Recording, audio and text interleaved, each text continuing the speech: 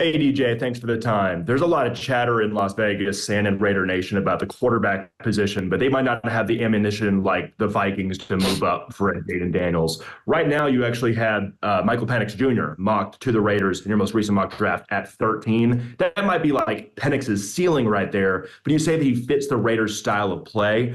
How does he fit that Raiders style of play under Luke Getsy? And if they decide to stay pat at quarterback, what non-quarterback options do you see there at right tackle and cornerback?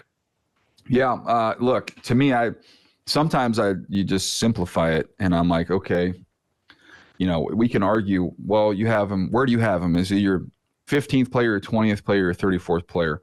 Sometimes you can simplify it with two things. Number one, the quarterback is the most important position on the team. And is there an option where we're picking that's better than what we're playing with? And that's why I came, with the Penix thing. And Penix he's my 34th player, I think, as of my last update. So 13, gosh, that feels like it's a little rich. But I'm like, I don't know.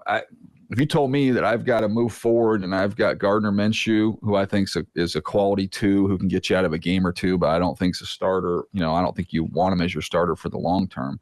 And Aiden O'Connell, who's shown some good things. But to me, there's just a huge talent gap there. I think Penix has so much more ability. So that's why I've made that spot there for him. And obviously, in an ideal world, you'd trade back, get some extra picks, and nobody else takes him, and you get him and a little bonus there. But in terms of the other positions, you nailed it. I mean, corner and tackle, I think they'd have really good options there. I would love, Terrion Arnold or Quinyon Mitchell. I don't think you can go wrong with either one of those kids. Would be home run picks there. And then I think from a tackle perspective, that to me is like right around the sweet spot where you've got Fuaga, Faetanu, and Fashanu, the 3 Fs there. I think there's three guys that immediately upgrade your offensive line, and I don't know that there's a wrong pick there. I gave all 3 of the guys the same grade.